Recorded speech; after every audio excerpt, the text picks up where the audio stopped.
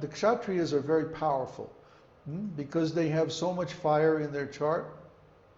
They're natural leaders and they're warriors because they're always victorious in battle. But if the Kshatriyas are not guided by the Brahmanas, then they become exploitive. They arrogate too much power to themselves, and then naturally abuses follow from that. Similarly, the Vaishyas are motivated by profit, and they'll cheat like anything to get a little profit. So unless the Kshatriyas and Vaishyas are taught and regulated by the Brahmanas, they go astray. And the main problem with contemporary society is that the Brahmanas are not in charge. The Brahmanas should be able to regulate the conditions in human society by, again, linking everything with the service of the Lord. That's the Brahmanas' job. It's their function in society to see that everyone else is engaged in devotional service. And if they're not given the facility to do what their function, then the other classes become corrupt, and then we start seeing Varna Shankara. Varna Shankara means lower than Shudra, like dogs and cats, on the level of animals. Nowadays, society is filled with people whose consciousness is just like animals. And it's because the Brahmins are not given the authority to correct the other classes of society. This is a terrible disaster, actually, for everyone in human life. Question? In this age of Kali Yuga, there are no Brahmanas, only Shudras. So now Brahmana life is just a reflection. Kalau Shudra Sambhava. In the age of Kali, everyone is born Shudra. Born Shudra. But by approaching a spiritual master, they can acquire Brahminical qualifications. That's the thing. There's a class of men in India called Brahma Bandhu. It means they're born in a Brahminical family, but they don't have the Brahminical training. On the other hand, we see in the West that people who approach a bona fide spiritual master can get the Brahminical training, and they can become actually first-class Brahmanas. People said that, Prabhupada said that he saw Brahmanas loitering on the street corner in America. What does that mean? That means these are people who have the natural inclination to become Brahmanas, but because they don't have the training, they can't act as Brahmanas. So that's what's missing in human society today. The training to become Brahmanas and the training by Brahmanas of the other classes of society so that they're in line with religious principles, principles of spiritual life. That's what we want to restore. So when we act as astrologers, people are going to come to us for advice. We have to give them the advice that reconnects them with real religious principles. In other words, we have to act as Brahmanas. That's critical.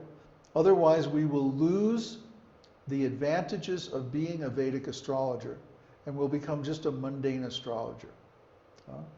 And this is what's wrong with the whole Vedic astrology scene in the West, is that they're presenting it, teaching it, and actually using it only for mundane purposes and not to connect people with spiritual knowledge, authentic self-realization.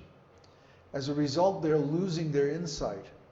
They're becoming all entangled in the complexities. Like if you go onto any Vedic astrology site, you'll see people arguing about different very complex ideas and applications of astrology. Astrology is simple. It's basically very simple. You see what is the predominant energy or what is the predominant desire or karma of the person. And then you see how to engage that in spiritual life. Then you advise the person accordingly. It's very simple. If you're a musician, do your music for Krishna. If you're a businessman, do your business for Krishna. If you're a family man, then engage your family in Krishna's service. It's Very practical and simple. And from the chart, you can see exactly what areas of life the person is strong, what areas of life they're weak, and you can also see when different periods of life are going to occur and give them strategic advice so they can plan ahead and be ready for it. That's the function of the astrologer. If we separate the astrologer from the background of spiritual knowledge and the development of spiritual consciousness, this isn't Vedic astrology anymore. This is mundane astrology. This is like Western astrology. What's the difference? Maybe it's a little more complicated or a little more sophisticated, but it's still mundane astrology. The very strength of Vedic astrology is the fact that it's linked with this powerful Vedic knowledge of how to become self-realized. And if we don't connect the two, then we lose the power. And we also lose the knowledge. And we ourselves can fall down. So it's very dangerous to practice Vedic astrology without a knowledge and skill in engaging people in devotional service, because that's its actual purpose. Without this purpose, it loses its meaning. Remember how we talked about background and foreground and how the ontology actually determines the meaning of something? Well, this is a good example. If you practice Vedic astrology against the original Vedic background philosophy, then it's very useful and very helpful for people in society. But if you try to practice Vedic astrology outside of that background or outside of that context, it actually becomes a different thing. It actually becomes a tool to help people exploit the material nature. Instead of following Brahma, we're following Shukra. So naturally this becomes a kind of cheating process. And because it's a cheating process, it leads to people falling down. So we don't want to encourage people to fall down. We want to encourage people to get out of the material world. Therefore, we should practice astrology in line with the principles of Vedic philosophy. Then it becomes meaningful and useful and helpful. So, are there any questions? Because I'm about to break off the discussion of this essay.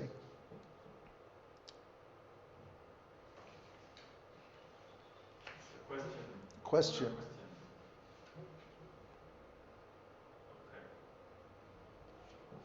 I'm not going to get into discussing all these dashas and all this stuff and karakas. The purpose understood.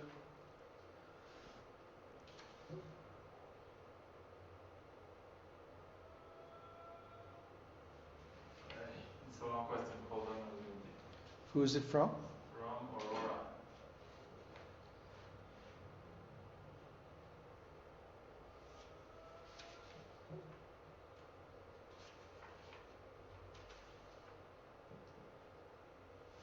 Is it possible that we build our own path by making auto predictions using Vedic knowledge like Jyotish? Or is it fundamental task of a guru that's highly qualified? Some kind of self-guidance. Ah.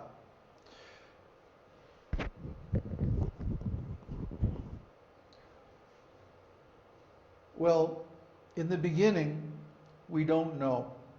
And so we have to approach a guru, because the guru is expert and can educate us. But we don't become forever dependent on guru.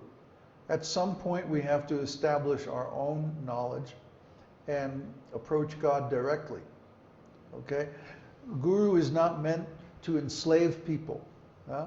In the Western conception, religion actually enslaves people. It makes them forever dependent on the religious structure as an intercessor or intermediary between the soul and God. Vedic approach is different. Vedic approach is you go to guru and you get education. Once you get that education, you should be able to apply it on your own, independently. You don't always remain dependent on guru. You become independent. You become wise yourself. You also become guru. We want all of our students to become guru, to become wise, to become knowledgeable, to become strong, and not only apply this knowledge in their own life, but also teach it to others. So that's our desire. We don't want to enslave anyone. We don't want to make anyone dependent on us. We want to give them this knowledge so that they can go off and practice it on their own. So that's why we're giving this knowledge freely. If we wanted to make people dependent on us, then we keep it secret. But no, we're making so many courses so that you can learn astrology and apply it in your own life. And then you can have the benefit of applying this knowledge and using it to make your own path very clear. So is that